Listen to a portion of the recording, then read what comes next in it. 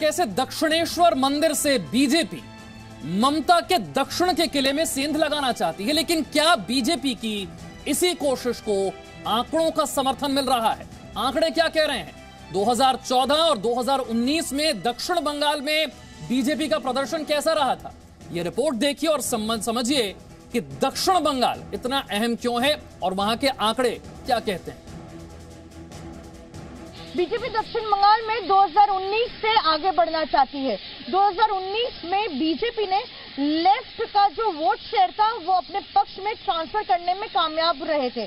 कुछ इसी तरीके से बीजेपी सोच रही है कि 2021 के चुनाव में अगर वो ये काम और भी बेहतर करने में कामयाब रहे तो तृणमूल कांग्रेस को दक्षिण बंगाल में वो कांटे की टक्कर दे सकते हैं और आसानी से टक्कर दे पाएंगे। और यहीं से शुरू होगा पश्चिम बंगाल में दक्षिण बंगाल को अगर कब्जा करने का जो उनका टास्क है वो आसान हो जाएगा।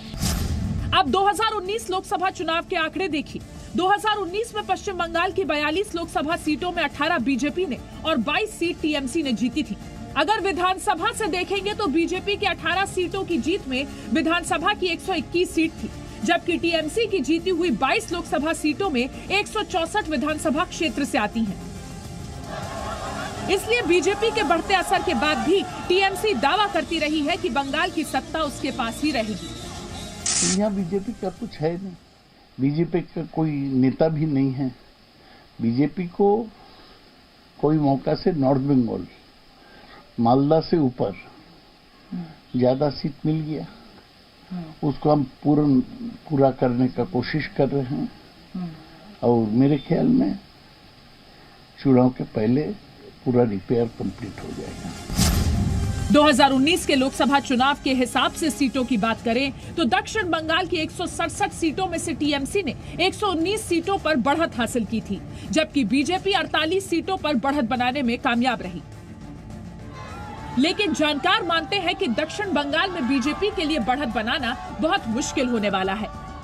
साउथ बंगाल में एक तो तृणमूल का बहुत पुराना गढ़ है, ये 20 साल का पुराना गढ़ है। ये तृणमूल बना 98 का 1 जनवरी में, तो जो साउथ बंगाल के जो कांग्रेस है वही एक्चुअली तृणमूल बन गए और हिस्टोरिकली बहुत स्ट्रॉन्गर है साउथ बंगाल। लोकसभा का चुनाव में भी जितने उन्होंने परफॉर्मेंस उनका जीत जितना था वही भी अगर पकड़ के रखे तभी उनका सरकार बन जा रहा है। जय श्री राम। आप समझिए कि दक्षिण बंगाल में बढ़त के लिए बीजेपी की रणनीति क्या है। लेफ्ट पार्टियों के वोट को अपने पक्ष में करना,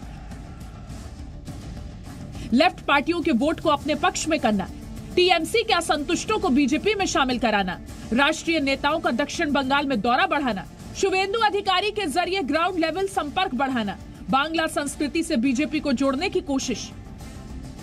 ये बात सही है कि नॉर्थ बंगाल में हमारा सांगठनिक जो मजबूती पहले से ही ज्यादा है। पिछले चुनाव में 2014 में नॉर्थ बंगाल में हमको 19% वोट मिला था और साउथ में 12-13%। लेकिन आज पंचायत चुनाव में जो हिंसा हुई है उसका परिणाम हुआ साउथ में भी लोगों ने भरपूर प्रयास किया और 6-6 लाख तक एक लोकसभा में वोट हमको मिला है, लेकिन वोट का परसेंटेज बहुत बड़ा है।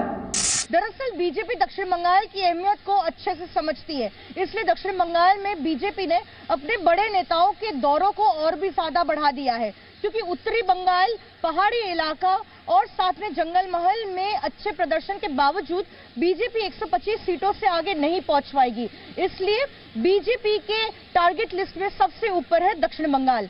कोलकाता से कैमरा पर्सन देवाशीष वोटरबेल के साथ पूजा मेहता, जी media. Presenting V News app available on Google Play and App Store. Download it now.